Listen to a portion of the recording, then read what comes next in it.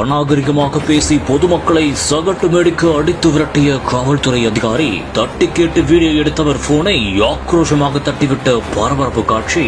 நடுரோட்டில் விழுந்து கண்ணீர் விட்டு அழுத பெண். போராட்டத்தில் ஈடுபட்டவர்களுக்கு கிளைமாக்ஸில் காத்திருந்த ஷா.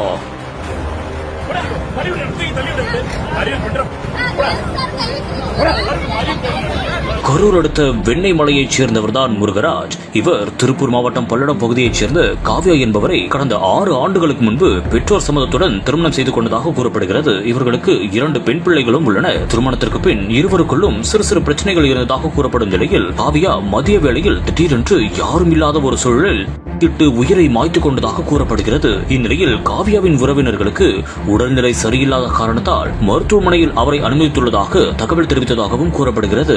அதனைத் தொடர்ந்து உறவினர்கள் வந்து சேர்வதற்குள் காவ்யா உயிர் பிரிந்து விட்டதாகவும் தகவல் சொல்லப்பட்டுள்ளது. ஆனால் உறவினர்கள் வந்த பிறகும் காவ்யாவின் கணவர் மற்றும் அவரது உறவினர்கள் யாரும் மருத்துவமனைக்கு வராத காரணத்தால் காவ்யாவின் உறவினர்கள் சந்தேகம் அடைந்து அவரது இறப்பில் மர்மம் இருப்பதாக கூறி கரூர் திருச்சி நெடுஞ்சாலையில் சாலை மறியல் போராட்டத்தில் ஈடுபட்டனர். அப்போது சம்பவ இடத்திற்கு வந்த போலீசார் அவர்களை வலுக்கட்டாயமாக அப்புறப்படுத்தினர். மேலும் அங்கு ஆக்ரோஷமாக அவர் நடந்து கொண்ட காட்சி அனைவரையுமே அதிர்ச்சிக்குள்ளாக்கியுள்ளது. இதனையடுத்து உறவினர்களிடம் பேச்சுவார்த்தை நடத்தி உரிய விசாரணை நடத்தப்படும் என்று வாக்குறுதி அளித்த பின் அவர்கள் அங்கிருந்து கலைந்து சென்றதாகவும் கூறப்படுகிறது. இந்த ஒரு சம்பவம் தற்போது பெரும் பரபரப்பையும் அதிர்ச்சியையும் ஏற்படுத்தியிருக்கிறது.